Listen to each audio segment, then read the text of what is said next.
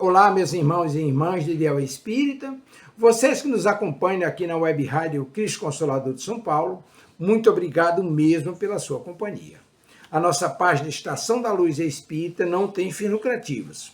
O objetivo é a divulgação da doutrina espírita, e é por isso que reunimos aqui esse acervo de matérias espíritas, os livros da codificação, obras suplementares, entrevistas, palestras e outros trabalhos. Tudo isso exibidos nos programas das Web Rádio Estação da Luz de Natal e Cristo Consolador de São Paulo, para atender suas necessidades de estudo, pesquisa e lazer. Tudo isso sem fim lucrativo, como já dissemos. Agora, nos acompanhe aqui nesse programa a seguir.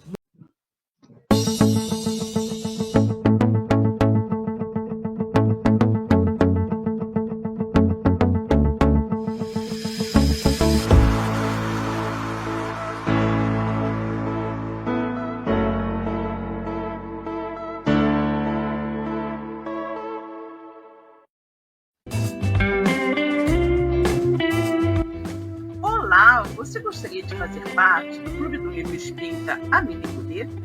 O clube é administrado pela Casa Espírita Servidores da Associação Amélie Poder de Estudo e Divulgação da Doutrina Espírita. Através de uma assinatura mensal de apenas R$ 35, você receberá em casa um livro espírita sem nenhum custo adicional de frete. Como sócio do clube, você estará ajudando na manutenção de nossa casa e também na divulgação da doutrina espírita. Para mais informações, mande mensagem de texto para o WhatsApp 21 99447 9666, Rio de Janeiro, e nós responderemos de imediato. O valor pago pelo livro é sempre muito mais barato do que o valor encontrado nas livrarias. Você vai adorar fazer parte do Clube do Livro Espírita Amélie Poder. Olá, pessoal, boa noite. Oi, Ivone, querida, boa noite. Olá, minha querida, boa noite, tudo. Que bom. Estamos aqui a postos para iniciar o nosso estudo. Hoje a nossa querida Duda não estará conosco, ela teve impedimento, mas na próxima semana, se Deus quiser, sim, né? Ela estará, então, hoje ficamos Deus quiser. Eu e Ivone aqui na frente de combate. Vamos cumprimentar a nossa querida Miriam Becker aqui. Boa noite, Silvia Duque. Boa noite, Miriam. Boa noite, Miriam. A nossa Marta, Maria também. Boa noite a todos. Boa noite, Marta. Nós. Boa noite, Marta. Nossa querida Rosana também. Boa noite a todos. Boa noite, Rosana. Tudo boa noite, bom? Rosana. Muito bem, né?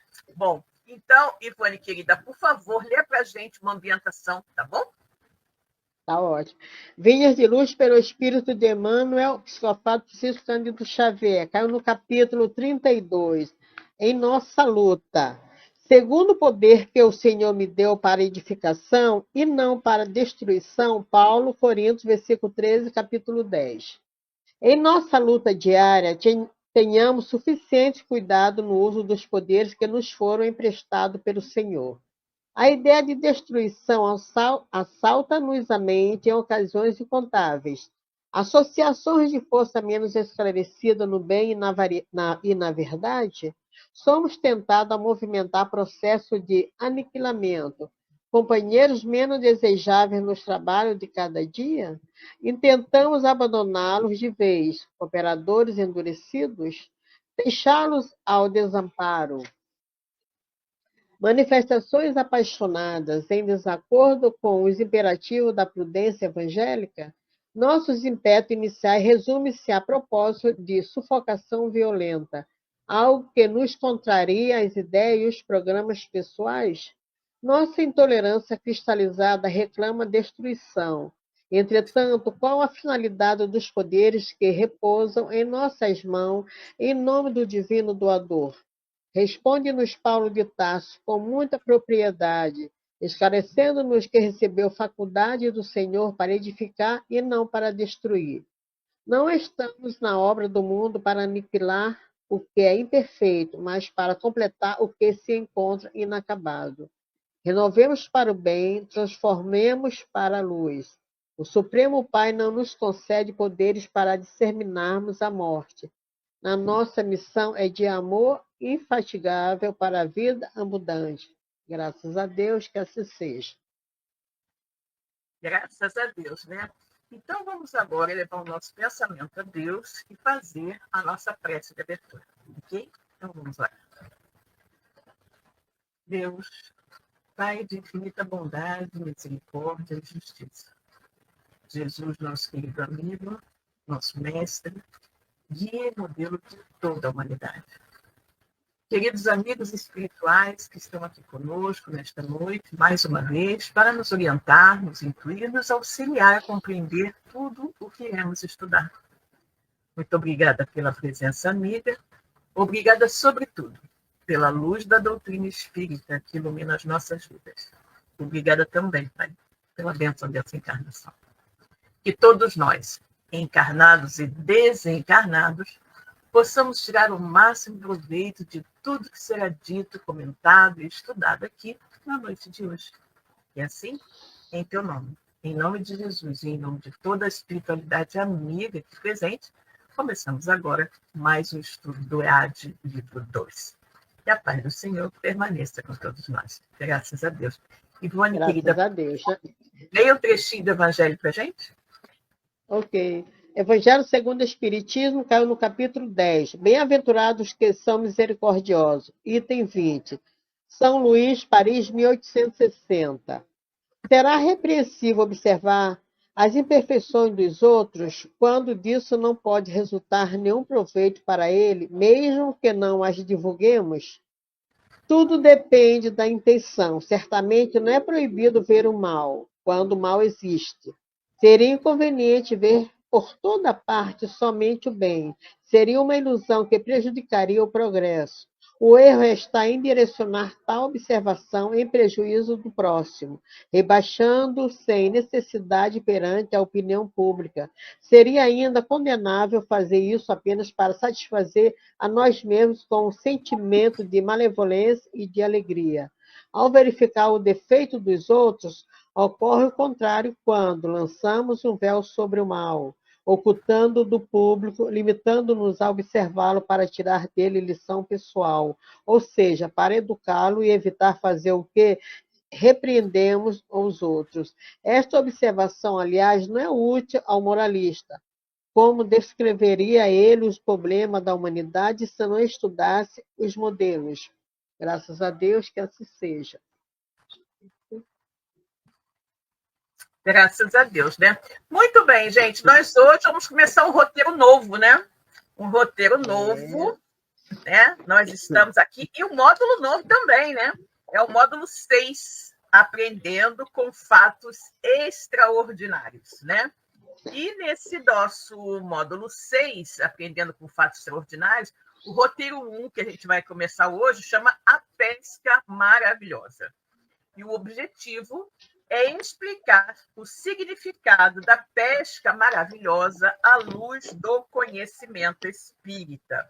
Então, vamos passar aqui lá para os subsídios, né, no item 1, e iniciar a leitura do texto evangélico. Mas antes, vamos cumprimentar a Regina, que chegou aqui também.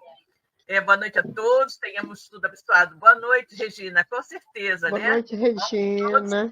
Juntos, vai ser muito bom. Bom, então, Ivone, querida, pode começar aí lendo o item 1. Ok. Texto evangélico. E entrando num dos barcos, que era o de Simão, pediu-lhe que o afastasse um pouco da terra, e, assentando, ensinava do barco à multidão. E quando acabou de falar, disse a Simão: Faze-te ao mar alto, e lançai as vossas redes para pescar.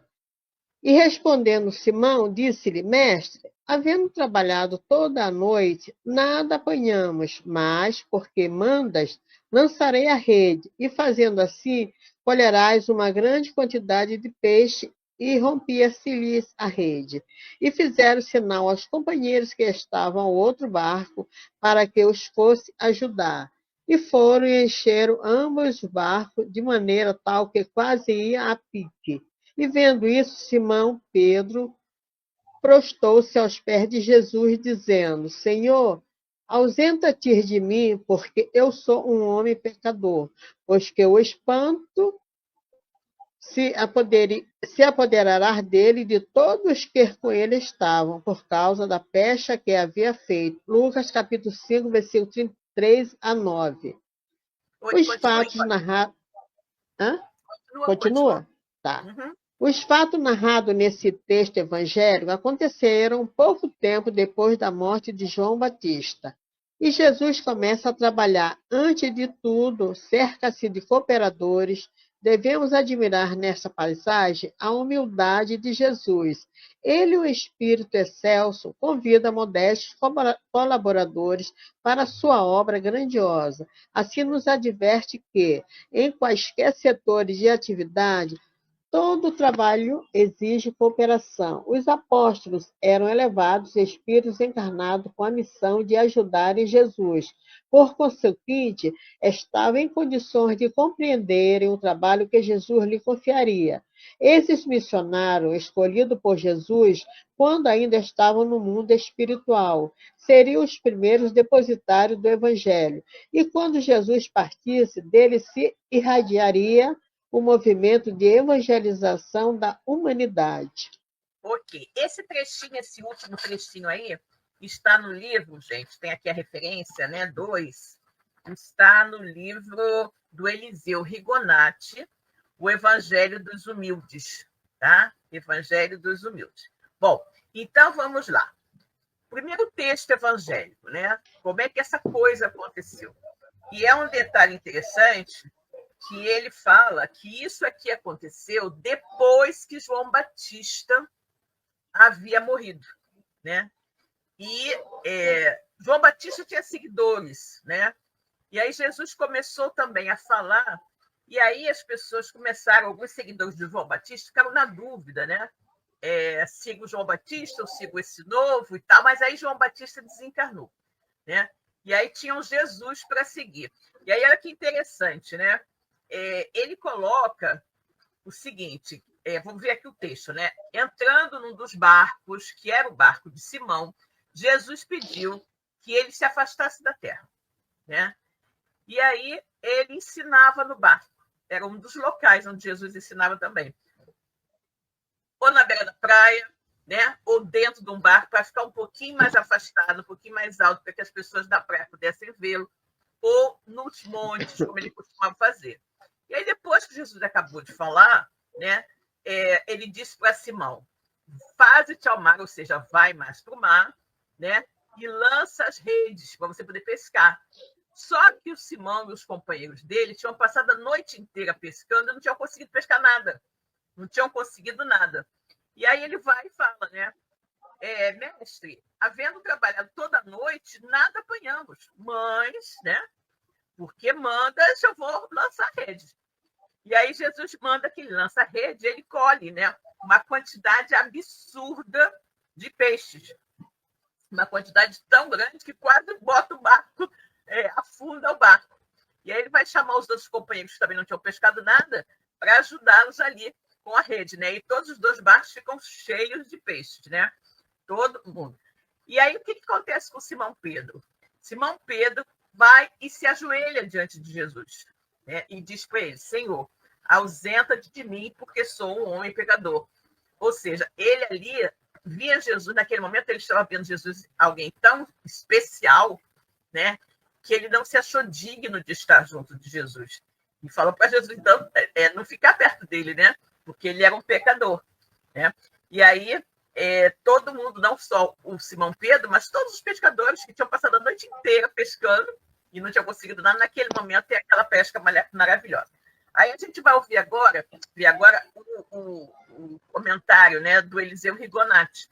E ele diz o seguinte: e Jesus começa a trabalhar. Antes de tudo, cerca-se de cooperadores. Devemos admirar esta passagem. Nesta passagem, a humildade de Jesus. Gente, Jesus, né? Será que ele precisaria de cooperadores, ele, para fazer alguma coisa? Naturalmente que não, né? Mas, o que acontece? ele queria a participação de outras pessoas, né? E quando eu digo que Jesus não precisaria, assim, porque ele era tão especial que ele poderia fazer qualquer coisa, né? Sem o concurso, sem precisar efetivamente do concurso de qualquer encarnado, né? Qualquer pessoa aqui da Terra. Porque Jesus, o espírito mais evoluído, tinha a capacidade de fazer todas as coisas. Mas isso aí foi também uma lição de humildade de Jesus. Tipo assim, olha, eu preciso de vocês. Eu preciso que vocês estejam aqui comigo, que vocês me ajudem nessa tarefa, né? E aí, ele, o Espírito Excelso, convida modestos colaboradores para a sua obra de difundir o Evangelho, né? A boa nova de Deus para a humanidade, a segunda revelação de Deus à humanidade. Assim, né, o Eliseu Regonotti chama a nossa atenção o fato de que Jesus, com isso, estava nos advertindo que em qualquer setor de atividade, todo trabalho precisa de cooperação. Ele está falando aqui do trabalho em grupo, né? Isso é muito importante. Jesus não era centralizador, né? Ele trabalhava em grupo, ele delegava funções. Ele fazia isso. Vai, faça isso. Vai lá naquela aldeia, pega o jumentinho, né? Ou vá como é que se diz? E vá pregar o evangelho. Aí aquele momento que ele diz, né? Se eles não quiserem ouvir, você bata a sandália e saia, né?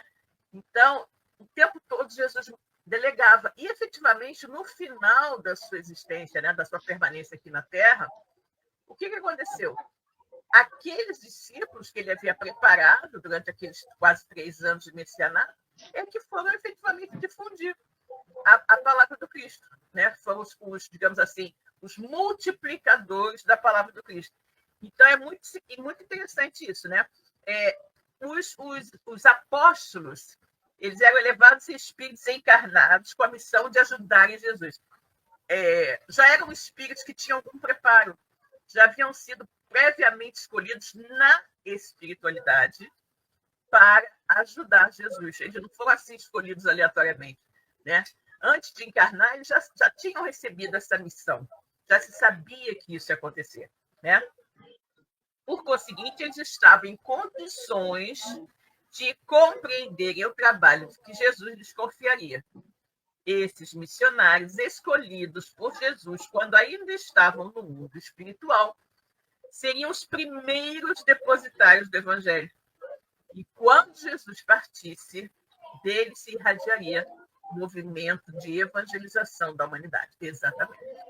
Foi graças a ele, né, que o Evangelho foi se espalhando pelo mundo, né? E graças, naturalmente, na parte dos gentios, né, graças ao trabalho também de Saulo, depois Paulo de Tarso, né? Ficou sendo conhecido como o apóstolo dos gentios, ok?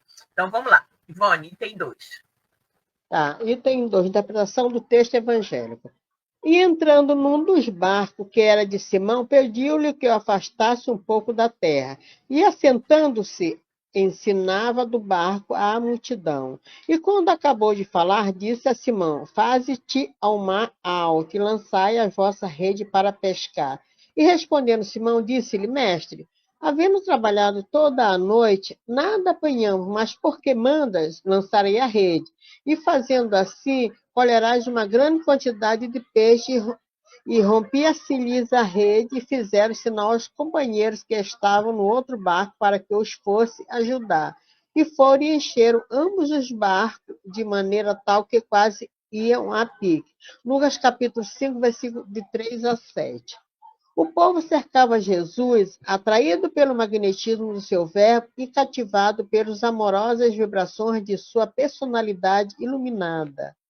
Diz Lucas que, assediado pelas multidões que pretendiam detê-lo para que não as deixasse, mostrou-lhes a necessidade que tinha de pregar o evangelho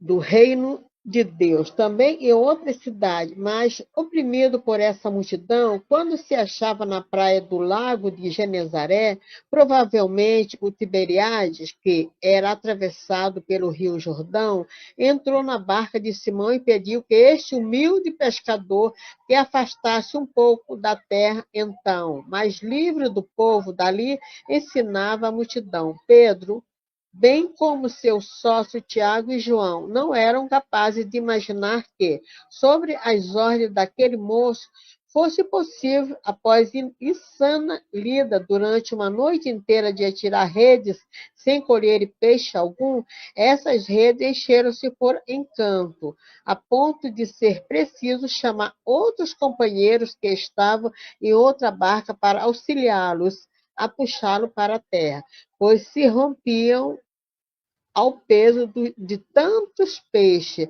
A prodigiosa força espiritual de Jesus, sua grande autoridade, os seus inúmeros auxiliares que, no invisível, punham em ação a sua palavra, todos esses elementos, sóis ou reunidos, explicavam muito bem a reunião dos peixes em determinado lugar, para que as redes se enchessem, e o efeito desse fenômeno calasse no ânimo de seus discípulos. Ok, vamos ver esse pedacinho aqui, então. Bom, esse trecho aqui, ele é um trecho que está no livro do, se eu não me engano, Cair Bachutel. Exatamente, o espírito do cristianismo, né? O espírito do cristianismo. E ele fala justamente no capítulo 6 dessa pesca maravilhosa, tá? Dessa pesca maravilhosa. E aí, o que acontece aqui? Ele fala, né, começando a interpretação evangélica, ele fala do momento, né, em que Jesus vai pregar. Aí ele entra na barca de Simão Pedro, pede para ele se afastar um pouquinho, para ele poder falar para a multidão. Né? E depois que ele acaba de pregar a multidão, o que acontece?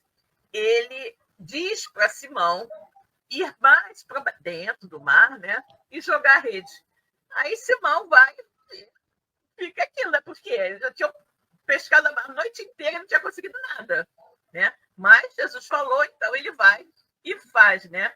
E, na verdade, é um momento, né, a pesca, que chama de pesca maravilhosa, porque não tinha conseguido nada e, de repente, ali, com a ordem, né, com a orientação de Jesus, eles conseguiam pescar. E aí vem aqui essa colocação, né, do Caíba Schutel, né? Primeiro tem aqui, o povo cercava Jesus atraído pelo magnetismo do seu verbo, ou seja, das suas palavras. Né? Jesus falava e uma multidão de 2.000, 3.000 pessoas ficava totalmente em silêncio para ouvir. Né? E essas pessoas também eram muito cativadas, né? Justamente pelas vibrações de Jesus. Jesus dava amor, carinho, atenção a elas, coisa que elas não tinham de ninguém. Né? Ninguém dava atenção às pessoas. Né? E Jesus vinha ali e dava a elas esperança, tratava-as com respeito, com consideração. Então, todo mundo gostava. Quem não gosta de ser bem tratado? Né? Todo mundo gostava de estar ali perto de Jesus, para sentir, né? Sentir aquelas vibrações amorosas. E aí ele vai aqui fazer essa interpretação, né? O Caíba Schutel. Lucas dizia, né, que Jesus era assediado pelas multidões que pretendiam o quê? Deter Jesus ao lado delas. Né? Não queriam que ele saísse. Né? E o que acontece? Também Jesus precisava pregar em várias outras cidades, não apenas ali, em várias outras cidades. E aí, quando ele está ali, né, ali com aquela multidão toda em volta dele, quando ele se achava justamente ali na praia do lago de Genezaré, né, provavelmente ali no Tiberíades, né, ele entrou na barca de Simão e pediu justamente que Simão, né, que esse humilde pescador, o afastasse um pouco da terra, né, para que as pessoas pudessem vê-lo melhor. E aí, depois que ele acabou de pregar, que o povo foi embora, aquela coisa toda, Jesus vai e diz para ele ir mais para dentro e lançar as redes para a pesca. Aí, olha que interessante, né? Pedro, bem como seus sócios Tiago e João, não eram capazes de imaginar que, sob as ordens daquele moço, fosse possível. Aquele moço ainda era bem no início, tá? Por quê? Porque foi logo após a morte de João Batista. Então, Jesus estava iniciando o seu messianato. Então, ele coloca Pedro, assim como Tiago e João. Tiago e João, eles eram seguidores de João Batista, né? Não era capaz de imaginar que, sob as ordens daquele moço, fosse possível, após uma insana lida, ou seja, depois de passar a noite inteira tentando pescar e não tendo conseguido nada, né? Eles conseguirem recolher algum peixe, né? E aí o que acontece? Eles conseguiram, era tanto peixe, no lugar que Jesus mandou eles jogarem, né? Que eles tiveram que pedir ajuda do outro barco, para que eles pudessem levantar a rede, tirar a rede da água e trazer para a terra, né? Aí tem uma observação aqui bem importante. Ele diz o seguinte: a prodigiosa força espiritual de Jesus, sua grande autoridade, os seus inúmeros auxiliares, né? Porque Jesus não veio só, ele veio com um número enorme de auxiliares do plano invisível, né? Então, seus inúmeros auxiliares, que no invisível punham em ação a sua palavra, né? Todos esses elementos, sós ou reunidos, explicam muito bem a reunião dos peixes em determinado lugar, para que as redes se enchessem. E o efeito desse fenômeno calasse no ânimo dos seus discípulos, justamente. Então, Jesus pediu aos seus seguidores do plano invisível que levassem até aquele local muitos peixes, para que quando ele mandasse que João, né, que Pedro, né, João e Tiago atirassem as redes, né, naquele lado da barca, ele conseguisse pescar. Ou seja, começavam ali algumas demonstrações de Jesus para ir fortalecendo naqueles homens, né, a segurança com relação ao que Jesus dizia, né, a confiança em Jesus. Aquilo tudo foi Jesus semeando aos pouquinhos, mostrando aos poucos as coisas que ele fazia, para que dessa forma essas pessoas ficassem mais convictas, né, mais confiantes no que ele dizia, tá? Tico e Teco chegou aqui, fez vários comentários, vejamos. Boa noite, amigas. Por isso foi dito que o espírito está pronto, mas a carne é fraca, né? Eu não entendi muito bem a sua colocação, né? Se você puder explicar um pouquinho. Então, vamos lá. Depois ele diz: o espírito é conhecido como véu da carne. Os 12 apóstolos eram os maiores dentre os homens. Não, Jesus falou, né? Não eram os 12 apóstolos, não. Jesus falou que dos nascidos de mulher, o maior era João Batista, né? Ele não falou que eram os apóstolos, ele disse que o maior era João Batista. Os apóstolos foram espíritos previamente escolhidos, né, para reencarnarem e cumprirem aquele papel. Mas Jesus mesmo falou que dos nascidos de mulher, o maior de todos era João Batista. Os apóstolos eu considero mais assim como espíritos preparados, né?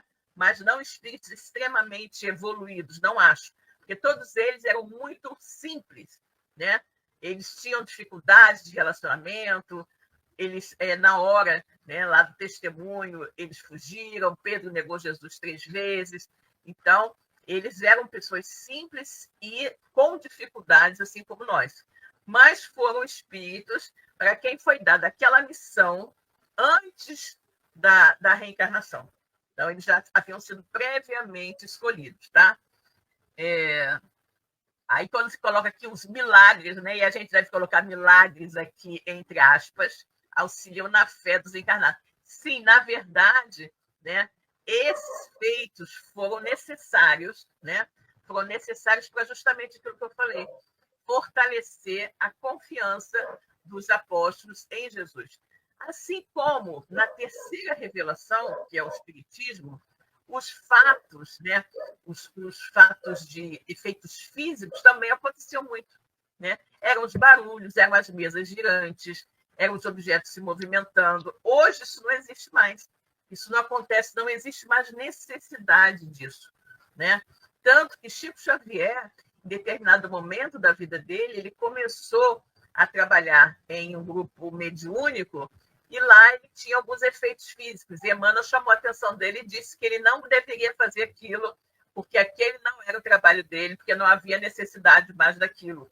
O trabalho do Chico era totalmente, né, totalmente voltado para os livros, ok? Os apóstolos poderiam ser menos que o João Batista, mas eram grandes também ao ponto de serem apontados como juízes dos santos. Eu não sei de onde você tirou isso. Nós não consideramos isso, isso não é doutrina espírita, ok? Bom, vamos continuar aí. Ivone, por favor. Ok.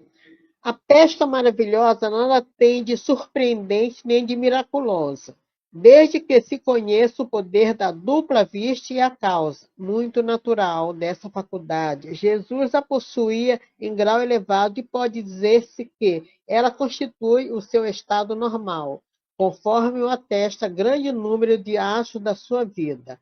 Examinando de perto esse texto evangélico, percebe-se que, num primeiro momento, o apóstolo Pedro se revelou descrente quanto à possibilidade de encontrar peixes, uma vez que ele e os seus companheiros passaram a noite trabalhando e nada obtiveram.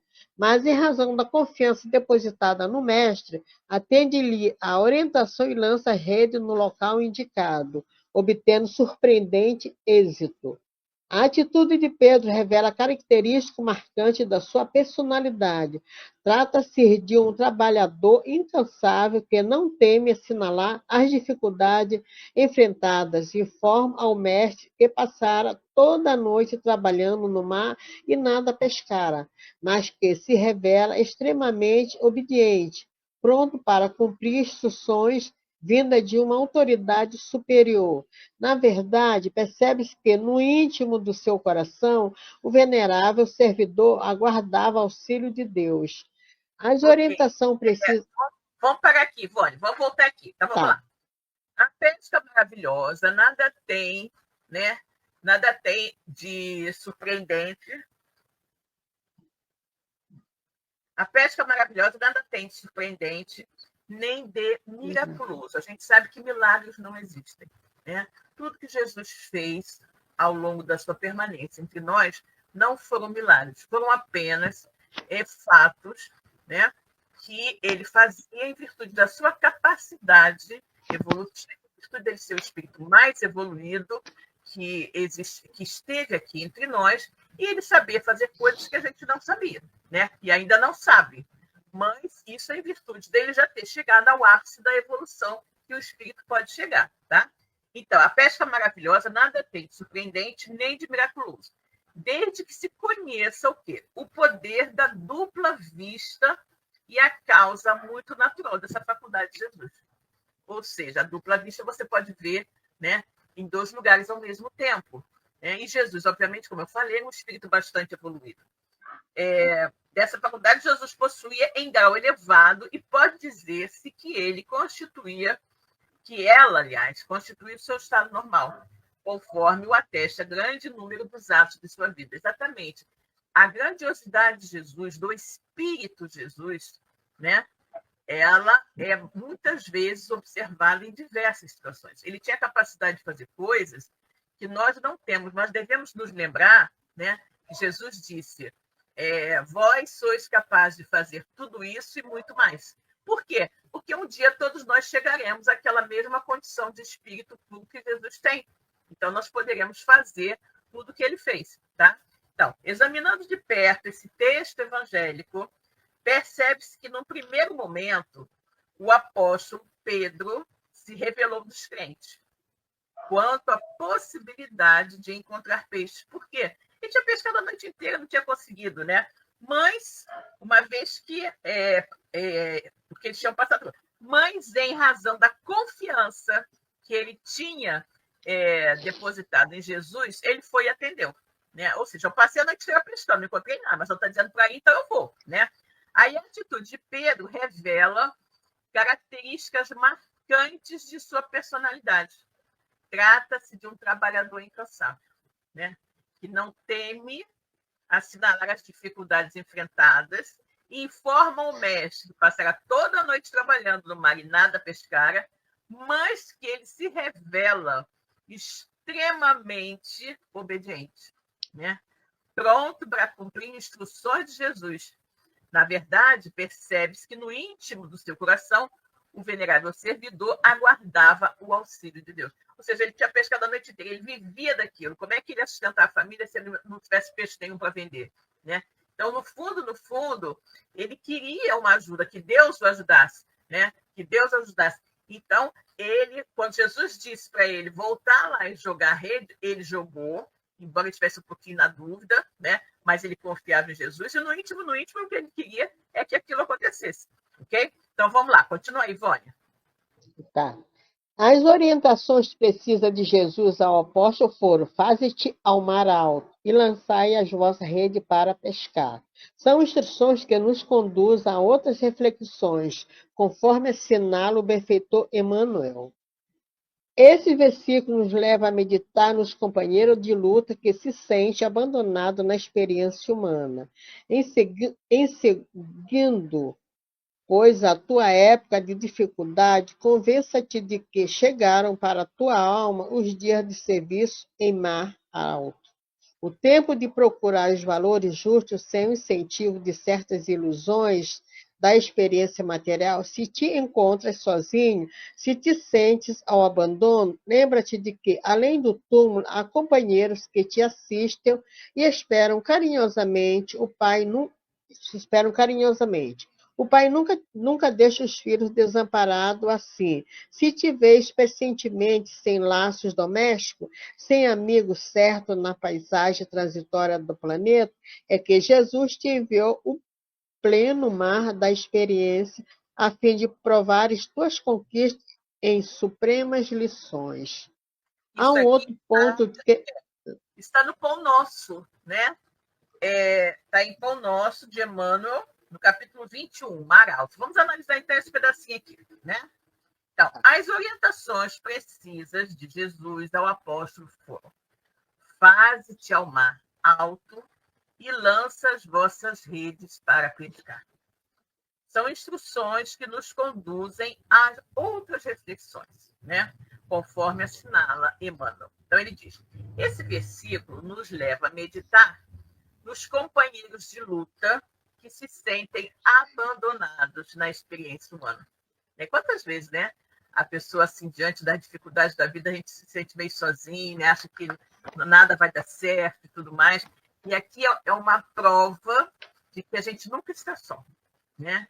Que a ajuda do plano espiritual sempre vem desde que a gente acredite, que a gente peça e que a gente mereça, né? Então ele vê: em surgindo, pois, a tua época de dificuldades, convence-te de que chegaram para a tua alma os dias de serviço em mar alto, o tempo de procurar os valores justos, sem o incentivo de certas ilusões da experiência material, né? Ou seja, um chamamento para que a gente comece a olhar um pouco além da matéria, um pouco além do momento atual, né? Da vivência que a gente está tendo aqui. E a gente olha um pouco mais à frente, ou seja, olha de uma maneira um pouco mais espiritualizada, né? Então, ele diz aqui: se te encontras sozinho, se te sentes ao abandono, lembra-te de que, além do túmulo, há companheiros que te assistem e esperam carinhosamente. Ou seja, do outro lado da vida, né? No plano espiritual, existem muitos amigos espirituais que estão torcendo para a gente, que nos auxiliam, que estão ali nos intuindo com relação às situações, né? Que nós possamos vir a vivenciar, né? Então, o pai nunca deixa os filhos desamparados. Assim, se te vês presentemente sem laços domésticos, sem amigos certos na paisagem transitória do planeta, é que Jesus te enviou a pleno mar da experiência, a fim de provares tuas conquistas em supremas lições, né? Ou seja, a gente mantém o conhecimento, a gente tem o estudo, a gente observa tudo, aprende tudo, mas eventualmente surgem situações desafiadoras, né? Surgem situações desafiadoras na nossa vida e é justamente nesses momentos que é como se Jesus dissesse: eu sei que você está passando dificuldade, eu sei que você está buscando, né, de todas as formas conseguir superar isso, mas não desanima, vai que você vai conseguir, né? Ou seja, é aquele estímulo para que a gente nunca desista. Por quê? Porque temos inúmeros amigos espirituais que estão ali prontos para nos auxiliar. Basta que a gente peça, né? E aí vem a história do pedir e obtereis, né? Pedir e obtereis, porque se você já fez tudo ao seu alcance e ainda não conseguiu, você então, o que falta para você conseguir, deixe entregue a Deus. Isso é muito interessante, né? É muito, muito bom, o que nos faz ter sempre aquela certeza de que o melhor sempre vai acontecer, né? O melhor sempre vai acontecer e a gente tem que pensar o seguinte, né? Nem tudo que a gente deseja é o melhor para a gente. Quem sabe é Deus. Então, eu sempre penso assim, a gente tem que fazer a nossa parte, ir até onde a gente puder, e depois a gente entrega a Deus. Se não acontecer, é porque não era o melhor, né? Porque Deus sabe muito melhor do que nós, né? O que nos convém, né? O que nos convém, o que vai ser mais, que é mais indicado para o nosso crescimento, para a nossa melhoria, ok? Continua aí, Ivone. Ok. Há um outro ponto que merece destaque. É comum encontrarmos referência à pesca, ao mar e aos barcos em alguns textos evangélicos. Representa o simbolismo assim interpretado pelo Espírito Emmanuel. Figuradamente, o espírito humano é um pescador dos valores evolutivos na escola regeneradora da Terra. A posição de cada qual é o barco. Em cada novo dia, o homem se levanta com a sua rede de interesses, Da nossa parte, vemos que o tempo passa e continuamos em nossos barcos, operando no mar da vida, com maior ou menor sucesso, segundo a posição a que nos ajustamos no contexto evolutivo. No entanto, é bom não esquecer que, a qualquer momento, Jesus pode requisitar o nosso barco, tal como faz ao de Simão, e nos conduz ao mar alto para ali realizarmos a pescaria de valores eternos. Nos Ok. barcos que Vamos, nos... vamos falar esse pedacinho aqui, Ivone, vamos lá. Tá. Vamos ver o que ele fala aqui, né? Há um outro ponto que merece destaque, né? Merece destaque. É comum encontrarmos referência à pesca, ao mar e ao barco em alguns textos evangélicos, né? Representam simbolismos assim interpretados pelo Espírito Emmanuel. Gente, nós temos que ter muito cuidado, tá? Vamos nos lembrar do que Jesus falou, né? A letra mata, o espírito vivifica. Então, muitas coisas que Jesus falou foram ditas de maneira simbólica, né? Grande parte das coisas que Jesus falou foram ditas de maneira simbólica. Nós precisamos analisar o que Jesus diz e ver as alegorias, buscar interpretar. Se você leva tudo que está nos evangelhos ao pé da letra, você vai chegar a conclusões errôneas ou não vai chegar a conclusão alguma, ok? Nós costumamos dizer que Jesus é a porta e Kardec trouxe a chave, ou seja, através da doutrina espírita, nós conseguimos entender o significado das alegorias trazidas por Jesus, né? Então, a gente consegue, graças à explicação da doutrina espírita, a gente consegue entender as parábolas, que as parábolas, a maioria das pessoas não consegue entender as palavras porque vê apenas o que está escrito, vê apenas a letra que mata e não o espírito que vivifica, ou seja, a interpretação daquelas coisas, né? Então, é muito interessante que a gente tenha esse cuidado. Não é pelo fato de você, está lá escrito no Evangelho, que é o conhecimento. Sim, está escrito no Evangelho, mas não é aquilo ali que você está lendo. né? Porque se você entendesse daquela maneira, não, se teu olho é motivo de escândalo, arranca o olho, né? Se tua mão é motivo de escândalo, arranca a mão. Então estaria todo mundo aí sem olho e sem mão, né? Todo mundo sem olho e sem mão. Não é isso.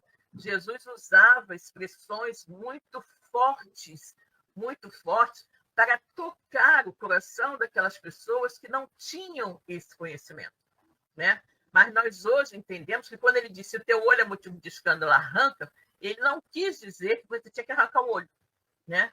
Ele quis dizer que nós deveríamos retirar de nós tudo aquilo que nos fizesse agir erradamente. Mas retirar como? Eliminando os vícios, as mais tendências, tudo isso. E não arrancar, né, no sentido literal da coisa, né? Arrancar olho, arrancar mão, não é nada disso, tá? Então, temos que sempre ler o Evangelho buscando o Espírito que vivifica e não nos prendendo à letra que mata. Ou seja, não ler a coisa ao pé da letra, interpretar ao pé da letra. Exatamente o que está ali. Mas buscar o sentido oculto daquelas palavras, tá? Então, vamos lá. Aí ele diz, é um outro ponto que merece destaque, é comum encontrar referências da pesca, ao mar, ao barco, e em alguns textos evangélicos representam simbolismos, assim interpretados pelo Espírito Emmanuel. Figuradamente, o espírito humano é um pescador, né? Pescador dos valores evolutivos na escala regeneradora da Terra, né? A Terra é o mar. Nós aqui somos pescadores. Estamos buscando o quê? Estamos buscando os valores que irão nos fazer crescer, né? A posição de cada qual, né, é o barco. Em cada novo dia, o homem se levanta com a sua rede de interesse, ou seja, a cada novo dia, nós temos uma oportunidade de em contato com todas as experiências da nossa vida, nós irmos nos burilando, nos tornando pessoas melhores a partir da experiência que nós vamos tendo e a partir da forma como nós vamos encarar essas experiências, né? E a experiência pode ser o quê? Pode ser uma pessoa que você encontra na rua que é grosseira com você, aí você vai estar trabalhando o quê? A sua paciência, a sua compreensão, né? A sua indulgência para com as faltas alheias. Toda e qualquer situação que nós vivenciamos no nosso dia a dia são oportunidades de aprendizado e crescimento, né? Então, é justamente isso que Emmanuel diz aqui, né? O espírito humano é um pescador dos valores evolutivos, né? A posição de cada qual, né? Cada um está no seu barco, cada um no seu quadrado, né? No seu nível evolutivo. E a cada novo dia, o que nós fazemos? Nós lançamos a nossa rede de interesse. No que eu me interesso, né? Pelo que eu me interesso. As coisas que eu tenho interesse me ajudam a crescer ou me tornam ainda mais atrasado do que eu já sou, né? Então, é tudo uma questão de escolha, de uso do livre-arbítrio. Aí ele continua. Da nossa parte, vemos que o tempo passa e continuamos em nossos barcos, entre aspas, né? Operando no mar da vida, com maior ou menor sucesso, segundo a posição a que nos ajustamos no contexto evolutivo. No entanto, é bom não esquecer que a qualquer momento Jesus pode requisitar o nosso barco, tal como faz ao de Simão, e nos conduzir ao mar alto para ali realizarmos a pescaria de valores eternos.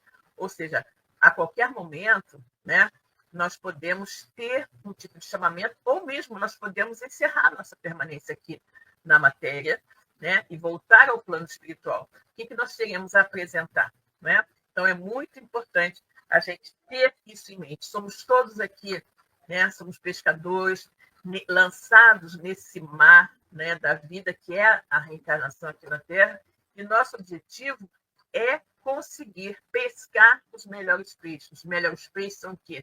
São as melhores virtudes que nós podemos adquirir, né, nessa nossa experiência na matéria. Ok? Continua aí, Ivone. Ok. Nos barcos que nos situamos estão depositados os recursos que dispomos para a realização da nossa transformação espiritual. O cristão sincero, o espírito dedicado, se esforça para, todos os dias, lançar as redes de interesses renovandos no bem, no imenso mar da existência. Dessa forma, é necessário enriquecê-los, entre outros, com os valores da inteligência, da família, das amizades, das relações sociais, dos recursos profissionais. E, vendo isso, Simão Pedro prostou-se aos pés de Jesus, dizendo: Senhor, ausenta-te de mim, porque sou um homem pecador, pois que o espanto se apoderará dele e de todos que com eles estavam, por causa da pecha que havia feito. Lucas capítulo 5, versículos 8 e 9.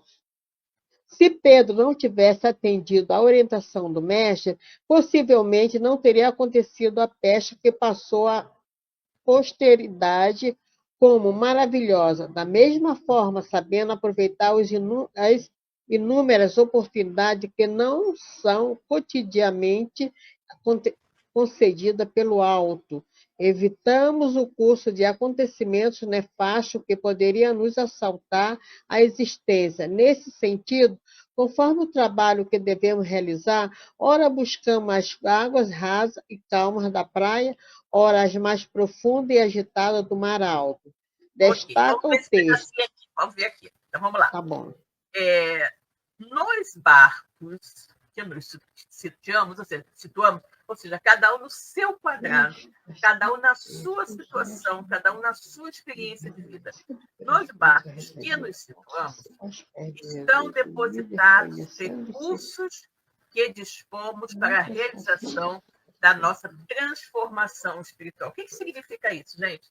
É que nós, no país que a gente nasceu, na cidade onde a gente nasceu, na família, com o nível intelectual, o nível financeiro que nós temos, é como se dentro do nosso barco existissem todos esses recursos, né? Ele coloca aqui, nos barcos que nos situamos estão depositados os recursos que dispomos para a realização da nossa transformação espiritual. Exatamente. O local onde nascemos, as condições nas quais nós nascemos, são os recursos que Deus nos deu para, utilizando aquilo, a gente se tornar uma pessoa melhor, né? O cristão sincero, o espírita dedicado, se esforça para, todos os dias, lançar as redes de interesses renovados. Ou seja, todos os dias a gente ter realmente uma visão diferenciada, a gente começar a observar o mundo de um modo diferente. Ou seja, não é importante que eu seja rico, famoso, né? Nada disso. O importante é que eu consiga me desvencilhar dos meus defeitos, né? Conforme está no Evangelho, reconhece o verdadeiro espírita pela sua transformação moral e pelos esforços que faz para domar as suas más tendências. Então, quando ele diz aqui, né, o espírita dedicado se esforça para todos os dias lançar as redes de interesses renovados no bem, no imenso mar da existência. Dessa forma, é necessário enriquecê-los, entre outros, com os valores, ou seja, quais são os interesses? Nossos interesses têm que ser enriquecidos, né? Com os valores de quê? Da inteligência, da família, da amizade, das relações sociais, dos recursos profissionais, tudo que a gente conseguir, né, reunir de bom, que seja bom para nós, para as pessoas à nossa volta, para a sociedade em si, tudo isso é positivo. E aí ele continua. E vendo isso, Simão Pedro prostrou-se aos pés de Jesus, dizendo: Senhor, ausenta-te de mim, porque sou um homem pecador. Pois que o espanto se apoderara dele e de todos os que com ele estavam, por causa da pesca que haviam feito. Ele ficou, assim, surpreso, ele ficou encantado com a pesca que eles conseguiram fazer, depois de passar uma noite inteira buscando pescar e não conseguindo nada. Aí vem aqui. Se Pedro não tivesse atendido a orientação do mestre, possivelmente não teria acontecido a pesca que passou à posteridade como maravilhosa. Da mesma forma, sabendo aproveitar as inúmeras oportunidades que nos são cotidianamente concedidas pelo alto, evitamos o curso de acontecimentos nefastos, acontecimentos ruins, que poderiam nos assaltar a existência. Neste sentido, conforme o trabalho que devemos realizar, ora buscamos as águas rasas e calmas da praia, ora as mais profundas e agitadas do mar alto. O que isso significa? Né? Da mesma forma que Jesus falou para Pedro, olha, volta para o mar alto e joga a rede, você vai pescar, para você pescar. Pedro tinha duas opções. Ou ele, em virtude de não ter conseguido nada a noite inteira, não, já fui, estou cansado, não vou, porque já não vou conseguir nada, não vou conseguir agora. Ele poderia não ter seguido a orientação de Jesus e ter se dado mal. Ou seguido como ele seguiu e se deu bem. Quantas vezes, né, Jesus nos orienta há mais de 2000 anos. O Evangelho de Jesus é digamos assim, um compêndio de bom viver, de boa conduta, né? Um código de ética, de bom relacionamento entre as pessoas. Mas nós seguimos o que Jesus disse? Não. Na maioria das vezes, não seguimos. Jesus mandou perdoar 70 vezes 7 vezes. A gente perdoou? Normalmente não tem, diz que não consegue. Né? Jesus mandou que a gente, se alguém batesse na face direita, a gente oferecesse também a esquerda. A gente, normalmente, se alguém bate, você vai bater de volta. Né? Se alguém quer a sua túnica, Jesus disse para dar também a capa. Nunca que você vai fazer isso. Né? Normalmente, se alguém quer alguma coisa, você vai e vai brigar para não dar. O que significa isso quando Jesus falou? Se alguém quiser a sua túnica, dá também a capa. Se alguém quiser que você ande 1000 metros, 1000 passos, caminhe 2000, ou seja, não briga. Jesus está dizendo para nós sermos mansos e pacíficos, não brigarmos. E até hoje o homem ainda não aprendeu a ser manso e pacífico. Até hoje, em pleno século XXI, a gente vê as pessoas se matando em guerras. Né? E Jesus já nos recomendou há mais de 2000 anos que nós fôssemos mansos e pacíficos. Ele nos disse que bem-aventurados os mansos e pacíficos, porque estes herdariam a terra. A gente fala muito em querer, né? O planeta regenerado, esse e aquilo, mas será que nós estamos trabalhando os nossos espíritos para realmente merecermos reencarnar num planeta regenerado, onde vai existir mais felicidade do que dor e sofrimento, que existe no planeta de provas e expiações? Né? Então, é muito interessante quando ele fala aqui, né? Nesse sentido, né? Nós devemos, o trabalho que a gente tem que realizar, a gente ora busca as águas rasas e calmas, ora a gente vai estar em situação mais difícil, ou seja, ora nós vamos estar vivenciando momentos da nossa vida que são sempre tranquilos, sem problemas, calmos, né? Aquela calmaria. E outras horas, nós vamos estar passando por tormentas, por dificuldades. Como é que nós vamos reagir? Nós temos que buscar o quê? As orientações de Jesus. Como foi que Jesus nos disse para agir? Aí a gente vai pegar o Evangelho de Jesus, vai interpretar pelo Espírito que vivifica e não pela letra que mata, e a partir daquela interpretação real das palavras de Jesus, nós vamos conseguir encontrar a resposta para os nossos problemas. Né? E também não vamos nos esquecer que os amigos espirituais estão ao nosso lado o tempo todo, que a gente precisa estabelecer essa conexão com eles, né? Estabelecer essa conexão com eles para que a gente consiga captar melhor as orientações. Né? Então, é muito importante isso. Ok? Ivone, minha querida, vamos parando por aqui. Né? Falta um pedacinho só, mas não dá tempo hoje. Na próxima a gente continua. Né? Vamos, então, agora à nossa prece de agradecimento e encerramento. É isso aí. Quem será hoje? Pois é. Quem estará hoje? Hoje não tem nem dúvida, né, Ivone? Pois é, então vamos lá. Então vamos agradecer ao nosso Pai todo compassivo, Criador de todas as coisas, essa oportunidade de estarmos reunidos em seu nome. Senhor Deus, obrigado por todas as graças que nos foram enviadas neste momento de prece.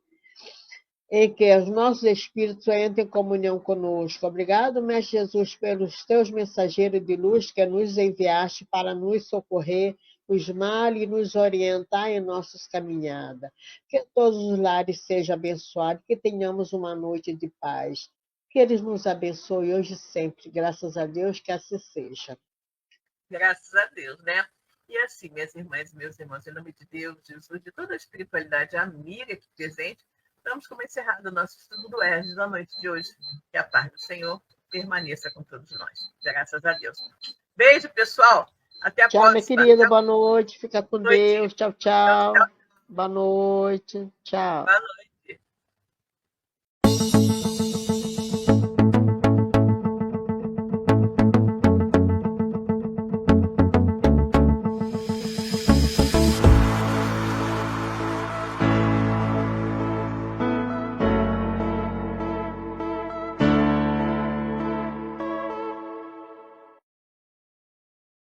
Chegamos ao final do nosso programa. Muito obrigado por ter nos acompanhado nesse trabalho e aguardo você na próxima atração.